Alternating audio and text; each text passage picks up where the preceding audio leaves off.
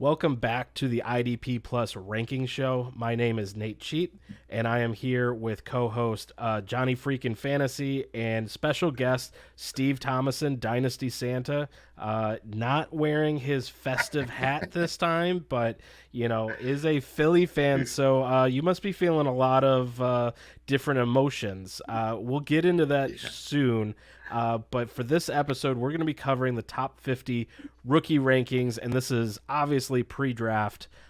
So we're kind of coming at it from a talent perspective and hopefully where we think people are going to land. So if you have a rookie draft coming up, you can use this information. But I always kind of give the disclaimer, have your rookie draft after the actual NFL draft to really know where these guys are going so that you don't screw up and draft someone in the first round that just isn't going to play for 2 or 3 years. But with that, we're going to really quickly introduce Johnny. If you want to start off, where can people find you? What kind of content are you putting out right now? So I'm Johnny Christophe, otherwise known as Johnny Freakin' Fantasy. My Twitter handle is at JohnnyFreakinF1. You can follow me if you haven't already. I do a lot of retweeting of the great work from the IDP Plus team. I also have been co-hosting a IDP Plus Trends show with my co-host Average Joe's Fantasy Football. Check that out if you have not. We cover trending topics on the NFL. So right now, looking at free agency, upcoming draft, and what those moves around the NFL mean for the players' fantasy prowess. So if you haven't checked that out, I've been on the IDP Plus ranking show with Brandon as well and Mike Sicoli. So it's nice to be on with Dynasty Santa today. He's actually the one who got me introduced to the IDP Plus team. So I'm excited to get familiar with him too. I do a lot of podcasting and do a lot of tweeting myself. So if you don't follow me already, again, that's at Johnny Freakin' F1. Yeah, absolutely. Now, Steve, give us a little taste, as you introduce yourself of like how it's feeling to be an Eagles fan right now after losing Kelsey, Yeah. but then you seem to be having some good moves this offseason. Yeah, offseason started off on a low note with the Jason Kelsey retirement, but once free agency's kicked into gear here, we are riding high with some of the signings between Saquon Barkley, re-signing Josh Sweat. So some of the names there have been very exciting to have come on board here. So looking good in the future here. Nice. Yeah. And so you co-host with Matt Record, the IDP Plus podcast, which is one of our, headlining shows. So just tell everyone, obviously your Twitter handle's on the screen and what else you're doing. Yeah, I'm active out in those Twitter streets, trying to help people, manage their dynasty team specifically. I love playing mixed league dynasty, so making trades between offense and defensive players. And yeah, absolutely, just love doing the pod with Matt there. In season, we're about once a week. Off season, it's kind of sporadic here, especially until the draft and things like that start happening. But in season, we just love reflecting week to week and helping people make the best decisions to win their IDP leagues. Yeah, absolutely. And, make sure you're going to idpplus.com and becoming a subscriber to get all of the great content and rankings. Steve helps to manage the rankings that are up on the site along with the team with Matt and Ricky, which we've got a sample of that for today's episode. But go there, use the coupon code MOCKDRAFT for a $1 first month of the monthly subscription and get in there and really see what it's about. Get into our Discord and get to interact with all of us. But also, and here it is kind of the announcement for, the first time, the Rookie Draft magazine that we put on every year is coming out very soon. We're wrapping it up. It's about to be ready and released. And so that will be for, if you're an annual subscriber, you will get a discount on it, but it'll be $9.99 to purchase and get this PDF with over 100 rookie profiles, rankings, ADP, articles, all sorts of great information that you'll need for your rookie draft. And this year we are updating that as we go. So we are launching it with it ready for download. And over the course of the next few weeks, we will be adding more and more to it so that you have information if you do draft before the NFL draft to be able to use. But then also after the draft, we will be filling in, analysis on where the players landed and how you should be drafting for the coming season. So make sure you're a subscriber, because, $39.99 for the year, and then you'll get that discount on the rookie draft magazine at idpplus.com. With that, let's get into our first round of rookies.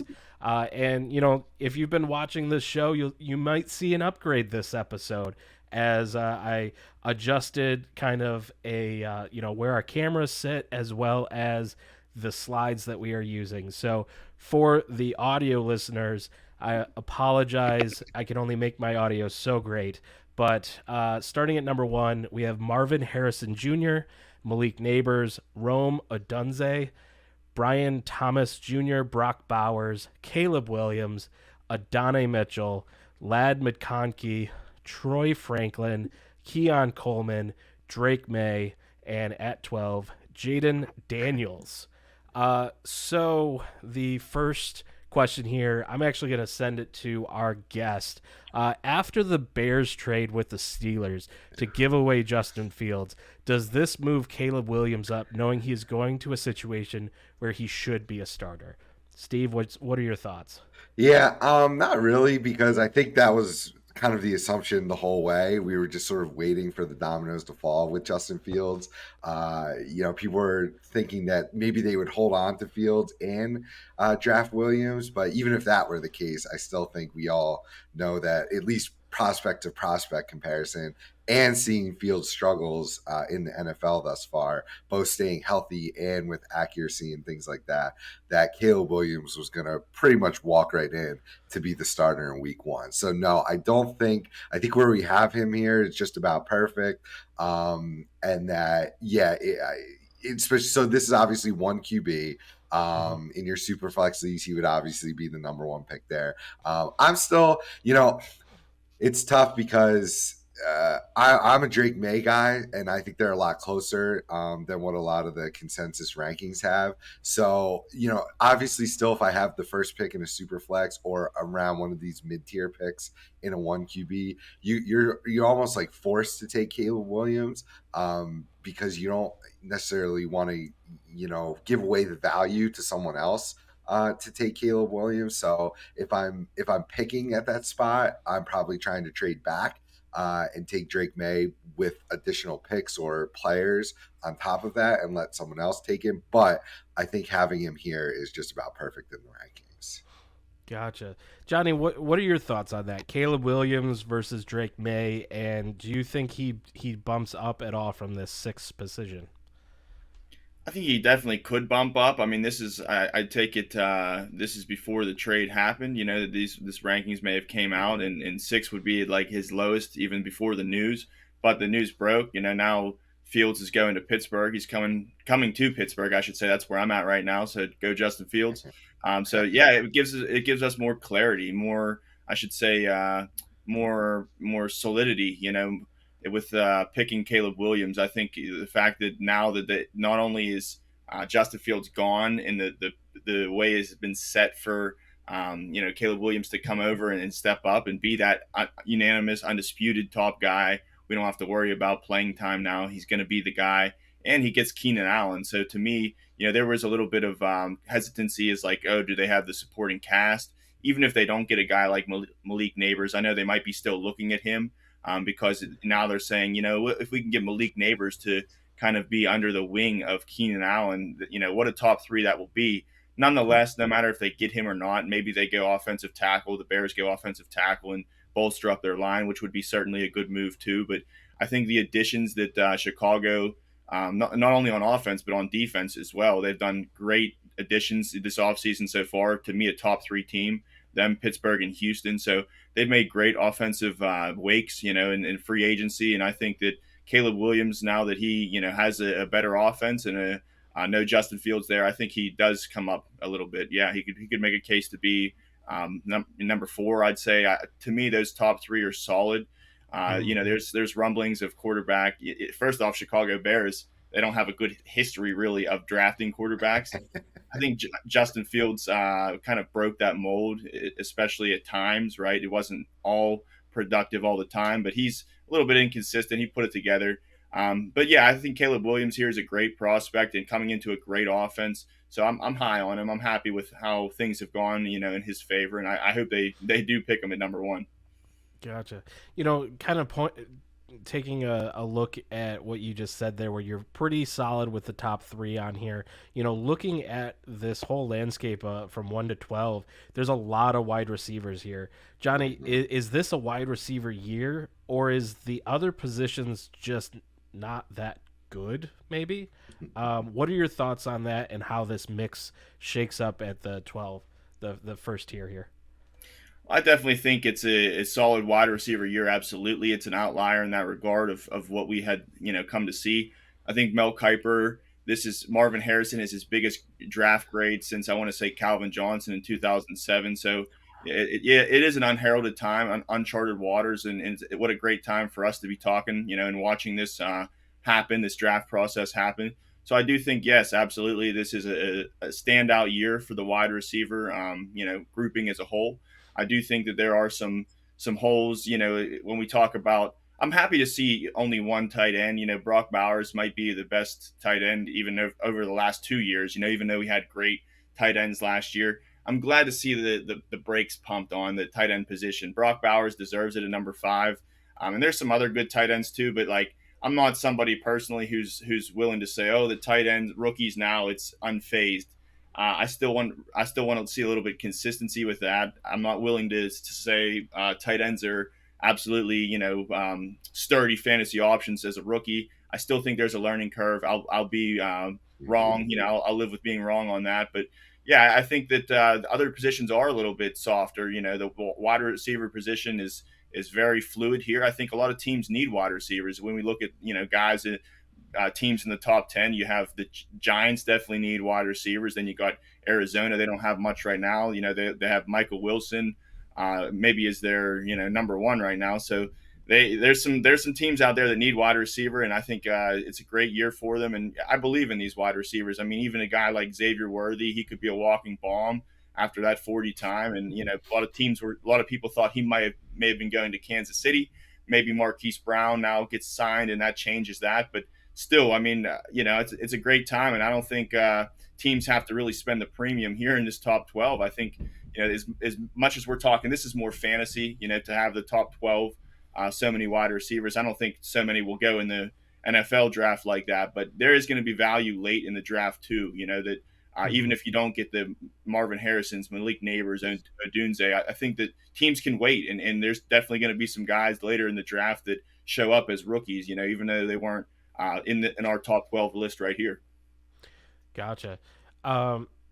Steve, looking at you from you brought it up before as far as being able to trade back. If your dynasty team isn't wide receiver needy, do you trade back, or are these players really that good that they're going to take over as starters for you? It always depends what you're getting back for it. In Dynasty, the general strategy is, probably more NFL teams should also draft this way, but you draft best player available and trade for need. We see far too often a lot of these NFL teams, drafting for need and not taking the best player available. And I would say more often than not, we see it burn them. Can easily happen for your Dynasty fantasy teams as well. So yeah, it just really all depends. Like, different leagues have different levels of trade activity and who's, going to want to trade back.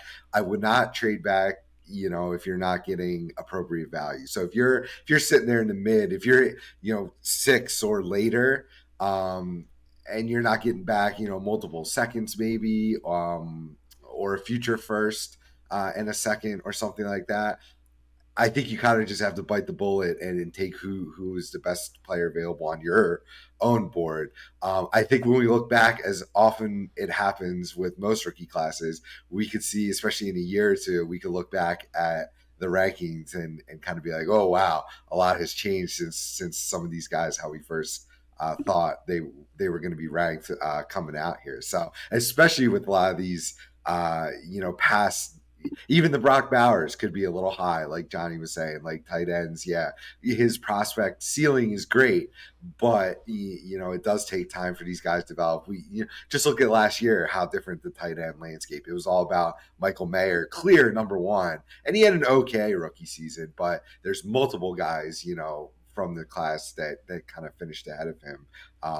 And we see Trey McBride taking, a year or two to get comfortable. And now he's skyrocketed up the dynasty rankings. So yeah, I would also agree with that sentiment of kind of, don't be expecting maybe a lot out of Bowers in year one, like a Laporta type season. But and a lot of these receivers, yeah, it's very deep. You ask, like, are the other positions not good? When it comes to running backs, we don't have any running backs here in the top 12. That comes from a lot of the top guys that were supposed to come out this year ended up going back to school. Your Travion Hendersons, your Rocket Sanders, they ended up going back to school, even though they were eligible to come out this year. So yes, the running back position. I also think it's kind of deep this year, but landing spots are going to be huge for running back. So, if you're set at wide receiver and can trade back and grab a couple of those mid round picks and grab some running backs, I wouldn't mind taking shots there. So I think that would be a good strategy this year. Gotcha. All right. Well, so looking at this first tier, obviously, the number one pick, if you've got that, you want to take the Marvin Harrison. But is there any other players where you're specifically like, man, I hope I get this guy out of this bunch? Steve, what's your thoughts? And then I'll kick this over to Johnny. Yeah. So Malik Neighbors for sure. I think he's a lot closer to Marvin Harrison than the rest of the group there. You see Rome and Brian Thomas kind of grouped together there. I think Neighbors is a lot closer to Harrison than he is to those guys. And I think Rome at 3 is kind of the consensus right now, but I think he's part of that giant tier of everyone below him. I think they're a lot closer to him than he is to the top two. I would be thrilled to land McConkey. I think he's just built as his skill set for the NFL. So yeah, traits, athleticism, a lot of that stuff that we often the combine numbers and stuff where they're running in shorts and not pads and stuff like that. So he doesn't excel maybe in those, but if you look at tape, and guys that I trust that look at tape really love him and love what he brings to the table with his actual on the field skill sets. So I'd be thrilled to land him in that like 8 range or so, even towards the end of the first round there. Gotcha. Yeah, Johnny. So if you were say in the late rounds here, are you liking those guys, or are you really keen on moving up and trying to get into that, the top range? I think it's volatile when we're talking right now. I mean, number 2, Malik Neighbors. He could go to Arizona Cardinals, be their number 1, be a walking bomb, be awesome. And that's the best case scenario. He could then, like I said before, he could go to if he falls in the draft, he could eventually go to Chicago, and then he'd be maybe a number 3 receiver, where it's like then you kind of really are losing this year of best productivity. He may be mentored, and granted that might help him in the long run, but yeah, about landing spots, so that's going to determine everything. But one guy that I do think is pretty safe here about where he's going to go. I think if you can get Brian Thomas, I think it's safe for him, because I really see him. You have your Harrisons, you have your Neighbors, Odunze's. They're not going to make it past 8. We'll say 9 at the most.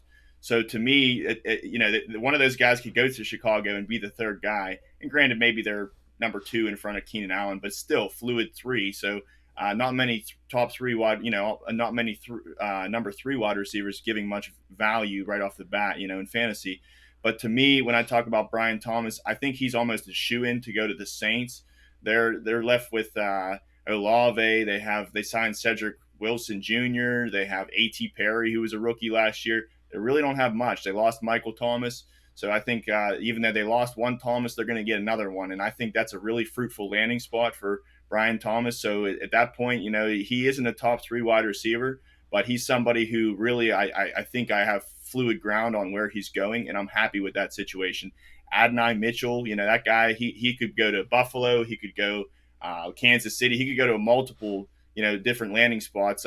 Probably going to be good landing spots no matter where that is. But again, there's an off chance that it might not be what you're thinking. So to me, I think Brian Thomas here is a very safe pick. I like him to go to New Orleans and have a great, rookie year there. Gotcha. Okay. I love that. Actually, I have Thomas ahead of Odunze in my personal rankings, so I love that call. I can see it. Yeah. There we go. Well, speaking of landing spot, there's a very particular landing spot for us fantasy football creators in August, and that is the Fantasy Football Expo. So if you're interested in going to Canton, Ohio, August 9th through 12th, I believe it is, go to thefantasyfootballexpo.com and come and, you'll get to meet us. There's multiple days of both, entertainment as well as, networking opportunities between like getting to meet the creators, talk to us, pick our brains on things. And if you are a budding content creator yourself, getting access to brands and possibly even, there's a lot of open opportunities that are available from the expo. And, this will be, I think, year 4 for me. Santa, you've been going for a couple years now. Tell us a little bit about your experience. Johnny's going to be coming for the first time, so awesome. Hype him up a little bit. Yeah, it's a lot of fun. It's really cool to just see. I mean, a lot of us doing this live on Twitter, so it's really fun to see a lot of the faces from Twitter that you like to banter back and forth with. So that's really cool. There's drafts happening all over the place, so you can come and draft with your favorite content creator. That's a cool opportunity to see. And then the actual expo itself, walk in the booths and seeing everyone's cool like logos and the content they put out, and just meeting them and getting to know their personalities and stuff. Yeah, this will be year 3 for me. I'm super excited and definitely recommend it, whether you're a creator or just a fan in general of fantasy football. It's a really cool experience. Yeah, absolutely. And, make sure if you're interested in drafting live while you're there, go to the fantasyfootballexpo.com and then click on the draft night out link and get signed up, and make sure you join the I think it's LaDainian Thomason. Oh, for the IDP draft. The IDP division. And now it's is it Lawrence Taylor? I think it might be Lawrence Taylor. Yeah, I was thinking LT and went with the wrong one. So got halfway there. Yeah. Lawrence Taylor division, and be part of the IDP version of Draft Night Out. We're sponsoring that. I'll be there to help with stickering and just bantering and being part of that. So really excited for that opportunity. So come to the expo. Johnny, this is going to be your first time. Are you excited for this? Very excited. I kind of know what to expect, but then, I feel like there's a lot going on, a lot of moving pieces. One thing I'm banking on that's going to be, there no matter what, is meeting people, putting faces to the names. I see a lot of guys on Twitter. I am new to the IDP Plus team since November. So fortunately, I've been busy, but at the same time, I haven't got a lot of chance to diversify and know a lot of names, meet a lot of people. So I'm looking forward to that the most. And just having a good time, being a part of this great team. Everyone that is with the IDP Plus team has been very open, very welcoming to me, and really liking what I'm doing. So that adds fuel to the fire, and I'm looking to get more logs to throw on the fire, at this event. So I'm excited for it. There we go. Alrighty. Well, with that, make sure you go to thefantasyfootballexpo.com, get your ticket, solidify your plans, and come join us in August in Canton, Ohio. So now let's transition back to the next slide. We're looking at that tier 2, There we go. and starting at 13, we got Trey Benson, Jonathan Brooks, J.J. McCarthy, Marshawn Lloyd, Xavier Worthy, Blake Corum, Jalen Wright, Jatavian Sanders, Edgarin Cooper, Liatu Latu, Jared Verse, and Dallas Turner. Sometimes I just get. I hope I do well with these names, but here we are. Johnny, this first question's for you. IDPs in this class don't seem to be appearing until late in the tier 2. Are these players exciting this year? Is it a good or bad year for needing IDPs, or is it just the fact that this is before the draft and we just have no idea really? Yeah, I think it's the latter. It's the fact, the uncertainty of where these guys are going to go. I mean, Yeah. there's some guys that I see on the bottom of the list here, that especially 23 and 24, Verse and Turner. I expect Dallas Turner to be selected for the Atlanta Falcons, and really they have nobody there. I think their biggest sack getter last year was the guy who used to play for the Steelers. Who was that? The old head. Bud Who Dupree. Bud Dupree. That's right. That's who it was. So yeah, I'm expecting them to go some kind of edge there, and whether it be Verse or Dallas Turner, we know that they're very excited. How they spoke on Dallas Turner at the combine. So that's the route I expect them to go, and I think that's a very fruitful landing spot for him to make an immediate impact. But the uncertainty here, if he doesn't go there, if they decide to go Neighbors, if he's suddenly falls and they can add him. So to me, I think that's where he's going to go, Dallas Turner, and I think that's a great landing spot. And if that does happen, I think he flies up the board. But I think just because of how deep we've talked about a wide receiver with the three big quarterbacks, the big wide receiver names, I think IDP is going to get overlooked. I'm certain that some of these rookies will be needed. That there's going to be a void somewhere. Whether we look at Arizona needing a linebacker, I think that might be a surprise move. Maybe they draft Peyton Wilson. That's a guy who I like a lot. But just really, can he go to a good landing spot where he's going to start right off the bat? That's my biggest concern, and we don't know that, but we can kind of gauge it at this point. There are some guys in the IDP community. You won't see any safeties on this list. There's one from Minnesota. A couple years ago, Antoine Winfield came out of Minnesota. This year, it's going to be Tyler Nubin. So I think a lot of people who are looking for that next defensive back, and it's a flooded offensive pool here, so that's why you didn't see his name. But Tyler Nubin can be a great get, depending on where his landing spot is. Maybe he goes to a team like Carolina. They don't have much to offer, in defense. So I think that could be a really good starting spot for him. But I do think absolutely it depends on where these guys land. Are they needed as a role player, or are they going to the Atlanta Falcons where they absolutely need somebody right now? So that's the biggest concern to me. Gotcha. And Steve, what are your thoughts on this as far as like how late the IDPs are, and once the draft happens, are we going to see a major shift? I mean, it makes sense, right? I mean, think about if this is picks, these are your second round rookie picks. I mean, if you're taking IDPs much sooner than that, it's probably not the best strategy, especially pre-draft. So you're really betting on your scouting abilities there if you're doing that. So I think this is right to see them just sneak in here towards the end of the second round.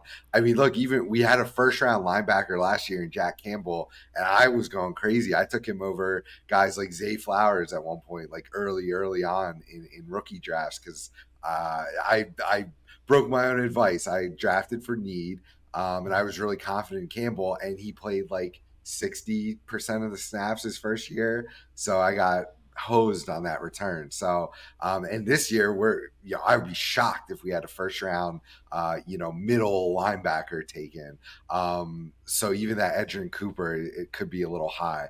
The edge rushers, we just had Trayvon Walker go a couple years ago as the first overall pick. He did just have a 10 sack season, but any IDP players out there, were you getting a whole lot else from him beyond sacks? I think he had like somewhere between 40 and 60 tackles, something like that. Like that's not great. And counting on just sacks, and even 10 sacks is fine, but if that's all they're giving you, that's not great. And that's what I feel like a lot of these edge rushers might be profiling. They're not really they're not like the Will Andersons where they can give you a higher tackle floor built into the sack numbers. They're kind of like sack specialists who might be these sack or bust type players. So if you're taking them even in the end of the second round, you're almost reaching there. So I think this is just about right. And welcome to the picture, running backs. Glad to see some of the running backs stay there, but there's probably at least 5 or 6 more offensive players that I would be personally putting above even some of these first IDPs because it just doesn't feel like it's a top tier talent class at the IDP position here. Gotcha. Um, coming back to you, Steve, and switching gears more to offense, JJ McCarthy seems to be pretty polarizing. Yeah. He didn't seem to put up a lot of stats in Harbaugh's system, but is Right. top 5 for QBs in these rankings. Yeah. Are you buying into it? Yeah, it's a tough one. I don't know that I have a super strong opinion quite yet. I'm hearing talks of the Chargers blowing up their team, getting rid of Herbert to take McCarthy. Hearing the Vikings might, package some of these picks to trade up and take McCarthy. I mean, if that happens, I will probably start to become more of a believer. But right now, I'm kind of leaning towards the camp that is kind of confused as to why McCarthy's getting so much hype. That's kind of where I'm leaning right now. Jaden Daniels was on the first page there. He obviously provides a ton of upside with his rushing ability, but he's almost like smaller Justin Fields, which kind of worries me. So, outside of May and Williams, the QBs are a big kind of wild card, I think, this year. So, I'm leaning towards having McCarthy quite a bit lower there, as well as the other tight end there, Sanders. I think that might be a little high for him as well. But I lean towards the question mark crew Mhm. when it comes to JJ McCarthy right now. Gotcha. And Johnny, what are your thoughts on this QB class and JJ McCarthy? Is he, rising up or just very confused? I'm going to preach patience with JJ McCarthy. Personally, I think that he will be drafted to the Vikings and either, what this Sam Darnold is. I think Sam Darnold was signed to Minnesota to have somebody, right? To say, we like what we saw in him. He was a good backup in San Fran. He's our stopgap. If X, Y, and Z doesn't happen, we can fall back on him. If they do get McCarthy, then I think that either they have the option to say McCarthy, we're going to wait and see, learn the NFL, kind of come in at a slow pace, and let Darnold start. Now it could go sour, and JJ McCarthy is needed, but I think that that's probably where he's going to land in Minnesota, and maybe not get the cracking opportunity right away. So be okay with that. Don't draft JJ McCarthy expecting him to be the guy right away. And I will say, a lot of teams think that a lot of scouts, I should say, a lot of information out that I've been reading has the Giants looking for a quarterback.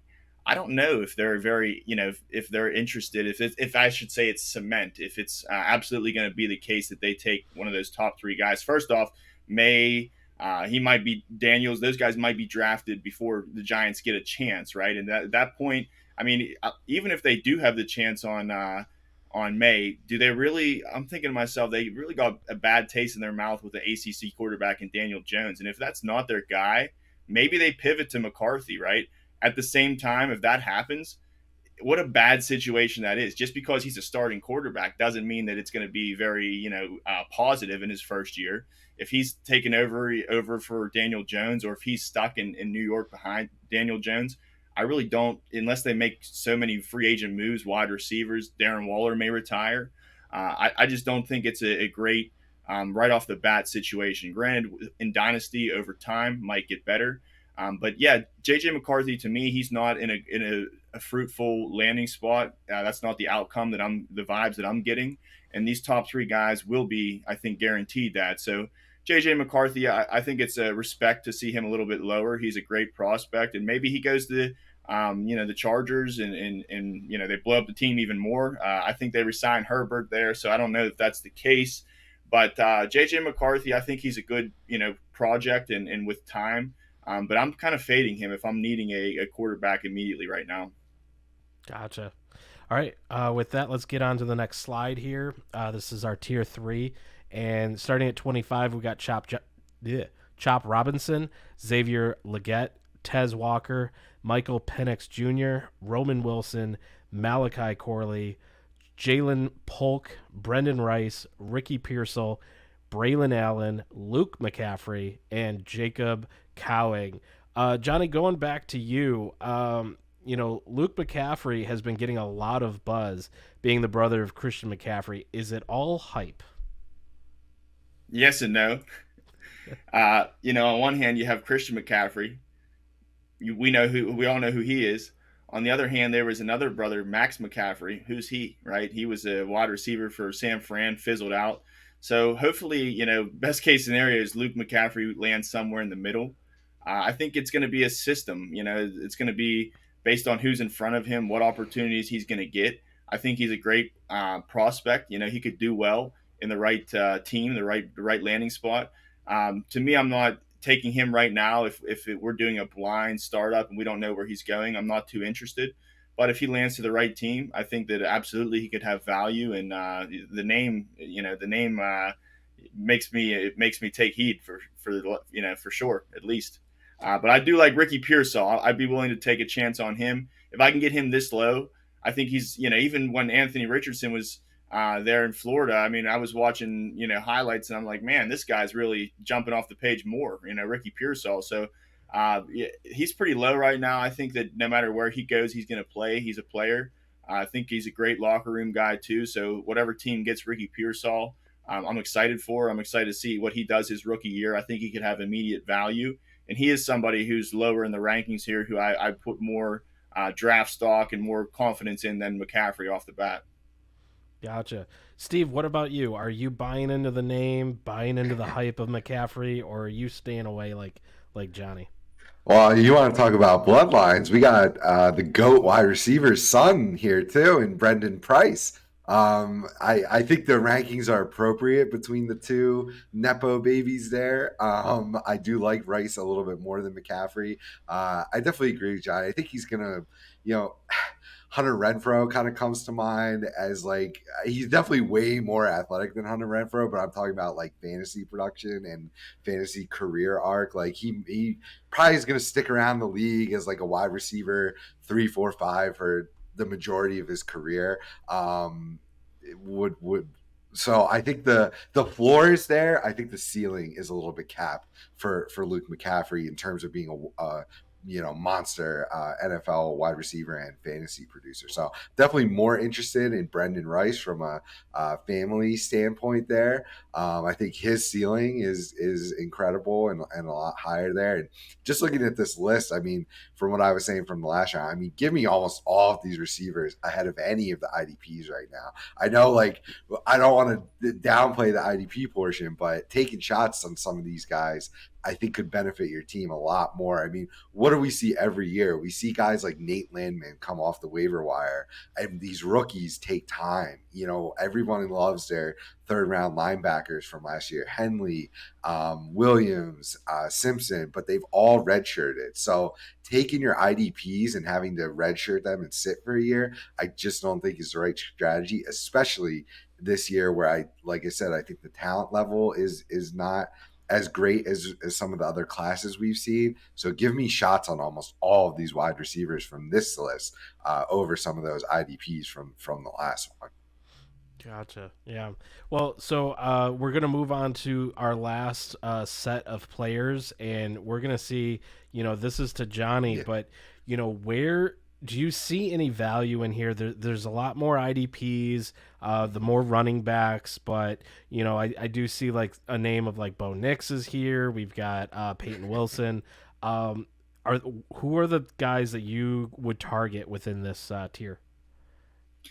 I'll tell you what. Now I'll talk about some running backs. Before we had Brooks, and Brooks, he could, on one hand, on the list before, he could land in Dallas and have opportunity right off the bat and to me that would be a great pick. You got a good pick for where he was ranked. But then I'm looking at guys like Estem, however you say it, Bucky Irving. These are really good prospects too, and I think for the price you're paying, how low, things could shake up. Whether it be they go to a team that has a spot for them immediately. I mean, if one of them goes to, we'll say, the Chargers, and they can be a passing back, even Blake Corum himself. I know he was. Everyone wants him to land at the Chargers. I don't think it happens, but if they do get a passing back, to go complement Gus Edwards, I think that can be something that could have immediate value. Maybe these guys get drafted, like I said, to a team where they're the guy off the bat, So good stabs here late, and especially with the running back class being a little bit down. A lot of people are uncertain about them as a whole. I'm not willing to really invest too high in the running back, so I think these two prospects here are a great bargain. Right inside the top 40. Another guy. Now I'll talk about some IDP guys. I think Cooper DeJean is a great cornerback.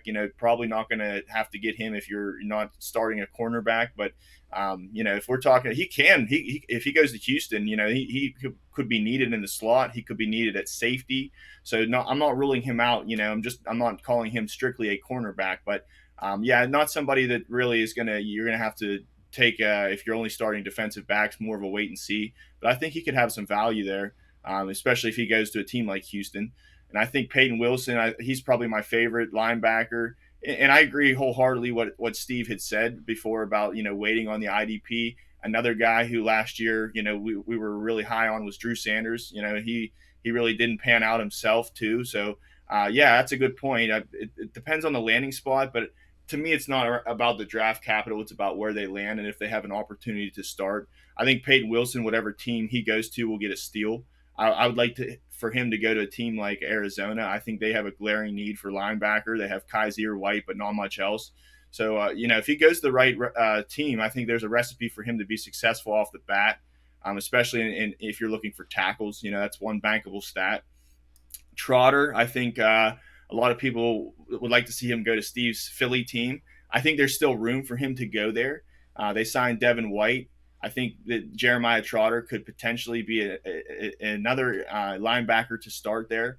I think they more so need a middle linebacker, and Jeremiah Trotter could very well be that. But one thing that he is very well rounded himself. We've seen him make good strides as far as rushing the passer, getting tackles for loss, making sacks. So he's a very well-rounded player, and a lot of these players, Edgerrin Cooper, even at the linebacker position, he's not so much in coverage and making tackles, back in the backfield, or I'm sorry, in the deep in the field. He's more rushing the passer and has elite speed. So a lot of like hybrid linebackers here. Even a couple of years ago, there was a guy, Evan Weaver from Cal, and he had he had set the record, I think, for tackles at the time by a collegiate player. And I thought no matter where he went, he would have value. He ended up going to Arizona and just never played, So, we can gauge these guys on tackles, on sacks.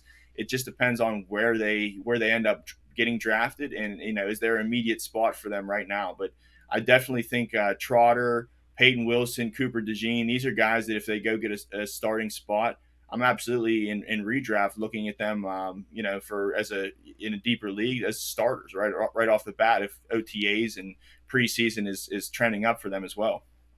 Gotcha. And, I kind of jumped the gun here, and for our audio listeners, at 37, we got Jalen McMillan, 38, Audric Estime, Bucky Irving, Jace McClellan, Ray Davis, Bo Nix, Cade Stover, Cooper DeJean, Peyton Wilson, Jr., Colson, Jeremiah Trotter. At 48 is Chris Braswell. And then just to round it off, Braylon Trice, Edge, and Jerson Newton, defensive tackle, for our 48 or 49 and 50 spot. Going to you, Steve, wrapping up all of this, who are the diamonds in the rough that you're looking at this late, before the NFL draft? Like, who are the names you're liking right now? I think if you can get the running back Audric Estime out of Notre Dame this late, that would be a crazy steal.